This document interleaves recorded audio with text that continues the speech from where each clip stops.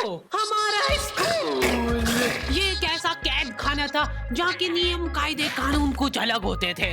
इस जेल के कैदी डेली अपने घर से बस्ता टांग के यहाँ पे आते हैं दिहाड़ी करने। कई माँ बाप उनके बच्चों को खुद इस जेल में फेंक के जाते हैं ताकि उनका बच्चा जिंदगी में एक सक्सेसफुल दिहाड़ बन सके। दरिंदे रोक दे बच्चा।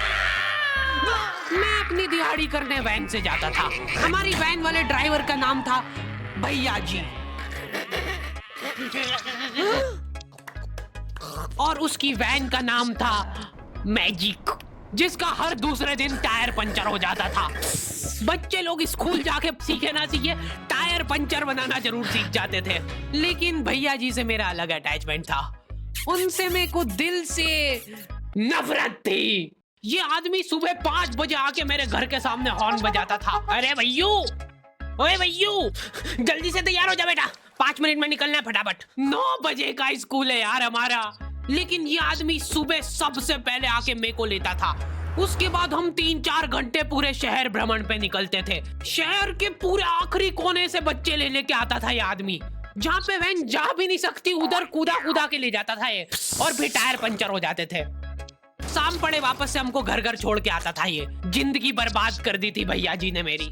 सबसे पहले लेते थे और सबसे आखिर में छोड़ते थे, लेकिन मैं फिर भी उसी वैन में जाता था क्योंकि चमेली भी हमारी वैन में ही आती थी।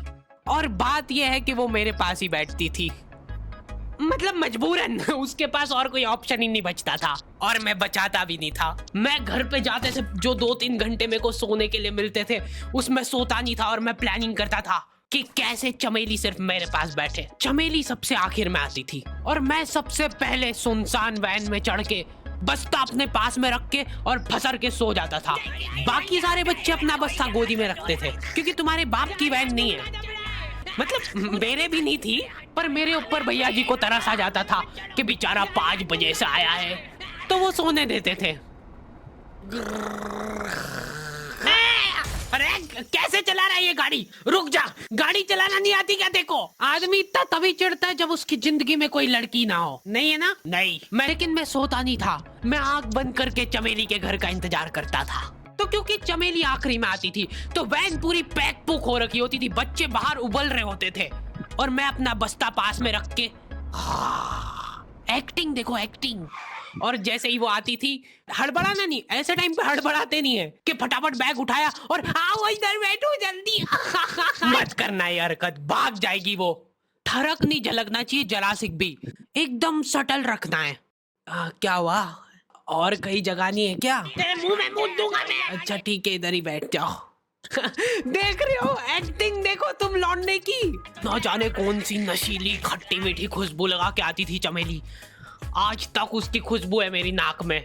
मैं वो खुशबू का पूरा मजा ले ही रहा होता हूँ, इतने में एकदम भभका बास आती है निकाह से। जैसे ही मैं बाहर जागता हूँ, मरा हुआ कुत्ता पड़ा है वहाँ पे। एक काली कार सूख करके निकली और मेरे बच्चे को मार दिया। कैसे करके निकली? शुक।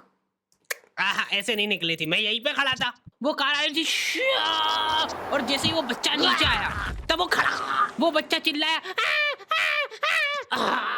और फिर कार करके भाग गई। उधर कुछ बच्चे ऑटो रिक्शा से भी आते थे स्कूल। ऐसा लगता था कि पूरे स्कूल के बच्चे इस एक ऑटो रिक्शा में ठूस ठूस के ले जाता है वो। ये ऑटो वाले और भैया जी दोस्त थे और अब ये बीच सड़क पे रेसिंग लगवा रहे हैं। इनकी गाड़ियां उबला रही है बच्चों से, फिर भी नहीं मान रहे ये लोग। नहीं जीतूंगा। स्कूल जाके वो पीछे मुलट के देख रहा है तो एक बच्चा नहीं बचा उसके ऑटो रिक्शा में। हमारे भैया जी बेचारे पीछे से उनके गिरे हुए बच्चों को उठा उठा के ला रहे थे। यही सब हरकतें करके हम लोग जैसे तैसे कैद खाना पहुंच जाते हैं। सुबह 5 बजे से निकलने के बावजूद हम लोग लेट पहुंच रहे हैं वहाँ पे पहुंच के हमने देखा कि 4 लौंडे मरे हुए पड़े हैं जिनको डॉन ने मारा है। डॉन हमारे स्कूल की इंचार्ज थी। डॉन का कद छोटा था और पेट मोटा था और आश्चर्य की बात यह है कि समय के साथ उसकी हाइट कम हो रही थी। मतलब बड़े नहीं बड़े वो चलता है एक बार को, पर इसकी कम हो रही थी। डॉन बहुत स्ट्रगल करके कार से स्कूल आती थी खड़े होके, क्योंकि बैठ जाए तो उसको सामने की सड़क नहीं दिखती थी। वो अलग बात है, खड़े होके भी पूरा नहीं दिखता था। हर रोज 2-4 कुत्ते कुचलते हुए